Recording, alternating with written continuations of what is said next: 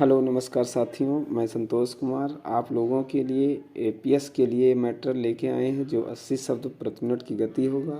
और इस मैटर को आप ज़्यादा से ज़्यादा बार लिखें। संभावित हो सकता है कि इसी तरह की आउटलाइनें आपको वहाँ देखने को मिल जाएंगी।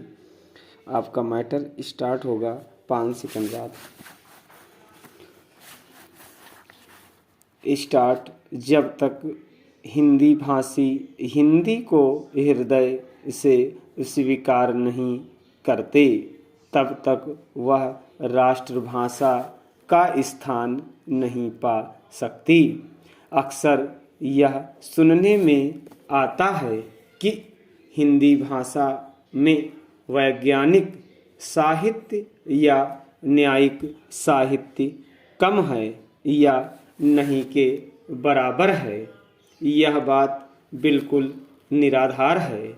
मैं इस बात को दावे के साथ कह सकता हूँ कि यदि सरकार हिंदी को पूर्ण रूपेण सभी क्षेत्रों में ईमानदारी से लागू करे तो जो साहित्य हिंदी भाषा में नहीं है, एक तो पर्याप्त साहित्य उपलब्ध है ही, अगर जो साहित्य उपलब्ध नहीं है तो वह 1 साल के अंदर अवश्य उपलब्ध हो जाएगा। इस संबंध में अक्सर यह सुनने में आता है कि हमारे यहाँ अभी स्नातकोत्तर पढ़ाई के लिए पर्याप्त साहित्य नहीं है। बड़ी गलत बात है।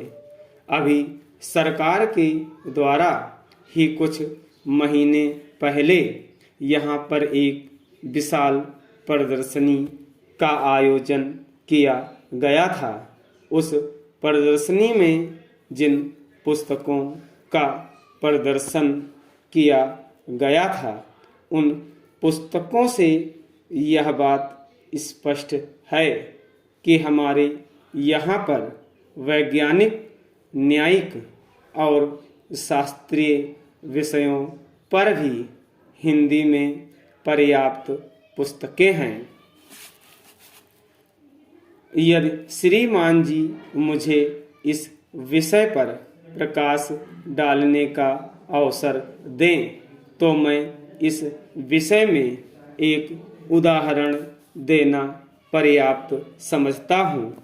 पहले समय में मैट्रिक पढ़ाई का माध्यम अंग्रेजी था और यह दलील दी जाती थी कि हमारे यहाँ पर मैट्रिक की पढ़ाई का पर्याप्त साहित्य नहीं है, लेकिन जब आवश्यकता होती है तब चीज़ें उपलब्ध हो जाती हैं।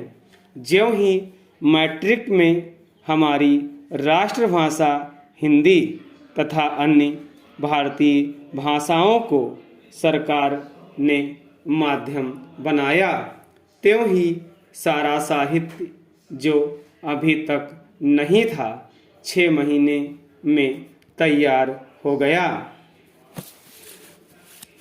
इसके पूर्व भी मैं इस बात को अनेकों बार कह रहा हूँ कि साहित्य की तैयारी की एक योजना सरकार को बनानी चाहिए और देश के विभिन्न विश्वविद्यालयों में विद्वानों को एक एक पुस्तक अलग अलग विषयों पर लिखने के लिए देनी चाहिए तथा उनसे करार कर लेना चाहिए।